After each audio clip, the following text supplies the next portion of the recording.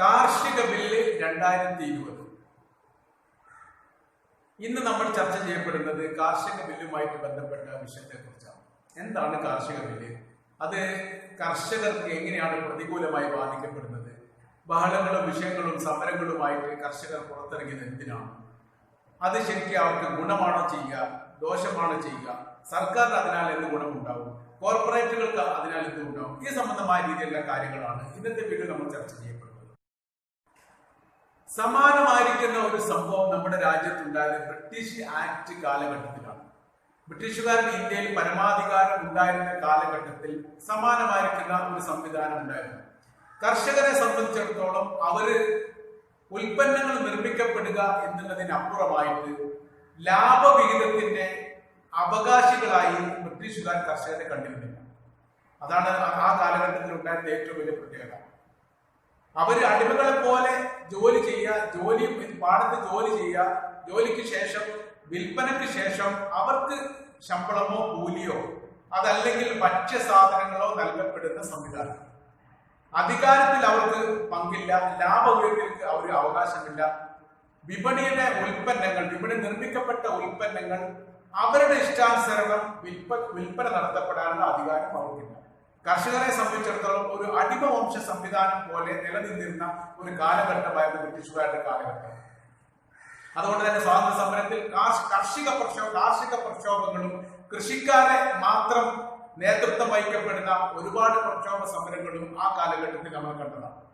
അതിന്റെ കാര്യമെന്ന് പറയുന്നത് ജീവിതകാലം മുഴുവനും കാർഷിക മേഖലയുമായിട്ട് ബന്ധപ്പെട്ട തൊഴിലാളികൾ അത്രയും കാലം ജീവിച്ചിട്ടും അവർക്ക് ശിഷ്ട സമ്പാദ്യങ്ങളൊന്നും ബാക്കിയില്ലാതെ മരണപ്പെട്ടു പോവുകയോ അല്ലെങ്കിൽ ആത്മഹത്യ ചെയ്യപ്പെടുകയോ ചെയ്യപ്പെടേണ്ട സാഹചര്യങ്ങൾ കാലമായിരുന്നു ബ്രിട്ടീഷുകാരുടെ കാലഘട്ടം.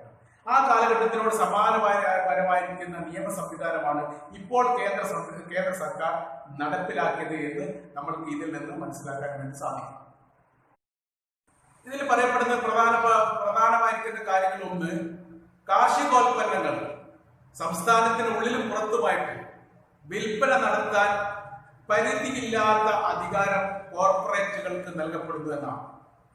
അതിന്റെ ഭൂമിന്റെ ഉടമസ്ഥർക്ക് വിൽപ്പന നടത്താനുള്ള, ശേഖരിക്കാനുള്ള, വില നിശ്ചയിക്കാനുള്ള അധികാരം സ്വതന്ത്രമായ രീതിയിൽ കോർപ്പറേറ്റുകൾക്ക് നൽകപ്പെടുന്നു എന്നൊരു വ്യവസ്ഥ ഇവിടെ പറയുന്നു. അപ്പൊ ഇവിടെ നടക്കുന്ന സംഭവങ്ങൾ എന്ന് പറഞ്ഞാൽ, നിർമ്മിക്കപ്പെടുന്ന കർഷകരിൽ നിന്ന് ഉൽപ്പന്നങ്ങൾ മുഴുവനും വിലക്ക് വാങ്ങി അവര് വില നിശ്ചയിച്ച് വിപണിയിൽ വിൽപ്പന നടത്തപ്പെടാനുള്ള സംവിധാനം അവർക്ക് ഇതിനാലെ അവകാശമായിട്ട് വരുന്നു എന്നുള്ളതാണ്. അങ്ങനെ വരുന്ന സമയത്ത് എന്താ വിഷയം എന്ന് പറഞ്ഞാൽ, കൃഷിക്കാർക്ക് അവരുടെ ഉൽപ്പന്നങ്ങൾ ഇവിടെ വിൽപ്പന നടത്താൻ പറ്റാതെ വരും. കാരണം ഒന്നായിട്ട് ബൃഹത്തമായ രീതിയിൽ ഒരുപാട് ഭക്ഷ്യവസ്തുക്കളോ അല്ലെങ്കിൽ മറ്റുള്ള കാർഷിക ഉൽപ്പന്നങ്ങളോ വാങ്ങിയാൽ അതിന് വില കുറച്ച് വിപണിയിൽ വിൽപ്പന നടത്താൻ കോർപ്പറേറ്റുകൾക്ക് സാധിക്കും. ഒരു സാധാരണക്കാര ഒരു കർഷകനെ സംബന്ധിച്ചിടത്തോളം അവൻ അധ്വാനിച്ച് അവന്റെ ഭൂമിയിൽ അവനുണ്ടാക്കിയ അല്ലെങ്കിൽ അവന് പാട്ടത്തിനെടുത്ത ഭൂമിയിൽ അവനുണ്ടാക്കിയ ഉൽപ്പന്നങ്ങൾ കോർപ്പറേറ്റുകൾ വിൽപ്പന നടത്തപ്പെടുന്ന അതേ സമാനപരമായിരിക്കുന്ന വിലക്ക് വിൽക്കാൻ കർഷകന് സാധിക്കാതെ വരുമ്പോൾ കർഷകനെ സംബന്ധിച്ചിടത്തോളം അവൻ പരാജയപ്പെടും. അവന് സാമ്പത്തിക നഷ്ടങ്ങൾ ഉണ്ടാവും. അവന് ഈ ഭൂമിയിൽ അധ്വാനിച്ചുണ്ടാക്കിയ അധ്വാനത്തിന്റെ കൂലിക്ക് പകരം വെക്കാൻ വിൽപ്പന നടത്തപ്പെടുന്ന സാഹചര്യം ഇല്ലാതെ വരുമ്പോൾ കർഷകരെ സംബന്ധിച്ചിടത്തോളം അവൻ ദരിദ്രനായിത്തീരും. ദാരിദ്ര്യം ഇവിടെ വരുമ്പോൾ അല്ലെങ്കിൽ ലാഭം ഇവിടെ കുറയുമ്പോൾ, കർഷകരെ സംബന്ധിച്ച ലാഭം ഇവിടെ കുറയുന്ന സമയത്ത് അവൻ പിന്നെ നഷ്ടത്തിൽ വരും. നഷ്ടത്തിന് വിൽപ്പന നടത്തേണ്ടി വരും. നഷ്ടത്തിന് വിൽപ്പന നടത്തപ്പെടുന്ന സമയത്ത് പിന്നെ കർഷകർ കാർഷിക വിളകൾ ഉൽപ്പാദിപ്പിക്കാതെ വരും. നഷ്ടത്തിന് ആ സമയത്ത് ഉൽപ്പാദിപ്പിക്കാൻ സാധിക്കില്ല. ഇങ്ങനെ വരുന്ന സമയത്ത് കർഷകർ കോർപ്പറേറ്റുകളുടെ ഭൂമിയിൽ സ്വാഭാവികപരമായിട്ട് കൃഷി ഇറക്കേണ്ട സാഹചര്യമുണ്ട്. ഇതാണ് കോർപ്പറേറ്റുകൾക്ക് ആവശ്യമുള്ളത്. അപ്പൊ അവർ ശമ്പളത്തിന് നിശ്ചിതമാക്കപ്പെട്ട ഒരു പ്രത്യേകതരം ശമ്പളത്തിനോ കൂലിക്കോ കോർപ്പറേറ്റുകൾ നിശ്ചയിക്കപ്പെടുന്ന ശമ്പളത്തിനോ ജോലി ചെയ്യപ്പെടേണ്ട സാഹചര്യം കർഷകർക്ക് ഉണ്ടാവും. അപ്പോ ഒരു കാലത്തും അവർക്ക് സാമ്പത്തികപരമായ രീതിയിലുള്ള മുന്നേറ്റം ഉണ്ടാവുകയില്ല എന്നുള്ള കാര്യം ഉറപ്പാണ്. ഇതാണ് ബ്രിട്ടീഷ് ആക്ടിന് സമാനപരമായിരിക്കുന്ന നിയമ സംവിധാനം എന്ന് പറയപ്പെടാനുള്ള പ്രധാനപരമായിരിക്കുന്ന കാരണം. പിന്നീട് കൃഷി ഇറക്കുന്നതിന് മുൻപ് ഭൂവുടമകളുമായിട്ടോ അതല്ലെങ്കിൽ കോർപ്പറേറ്റുകളുമായിട്ടോ പരസ്പരം കരാർ ഉണ്ടാക്കാനുള്ള വ്യവസ്ഥ ഉണ്ടാകും.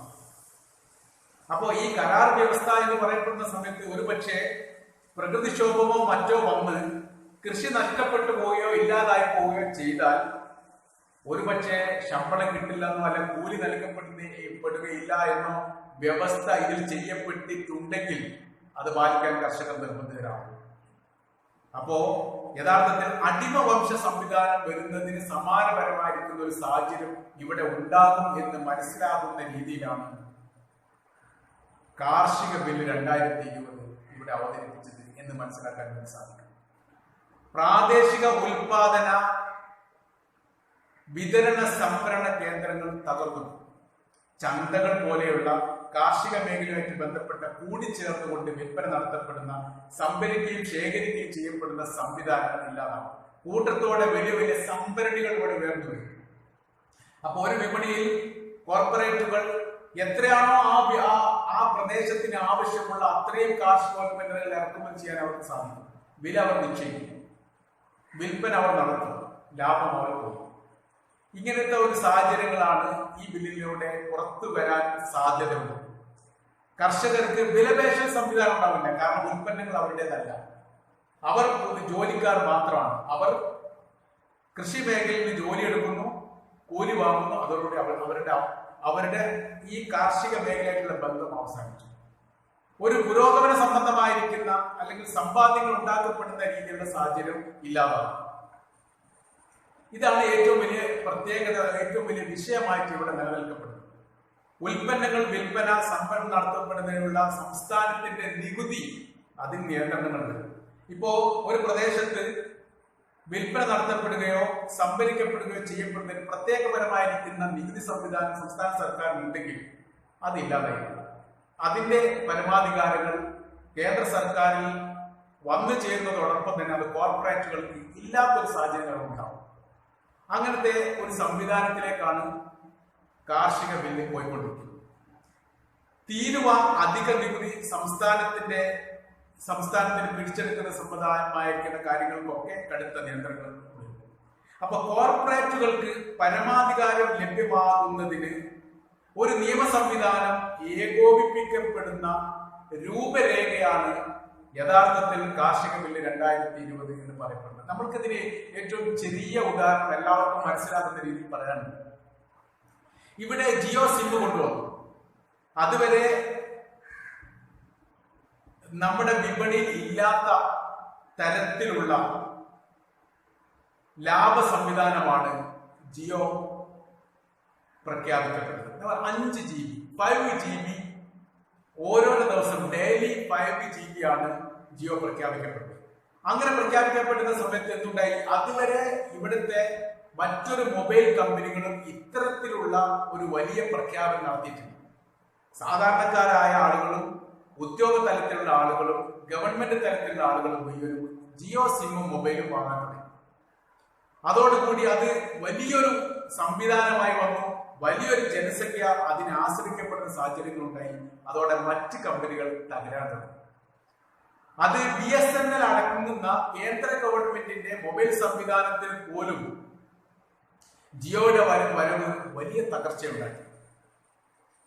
അപ്പോ മൊബൈൽ സംവിധാനത്ത് ജിയോ ഇന്ത്യയിൽ ആധിപത്യം സ്ഥാപിച്ചു.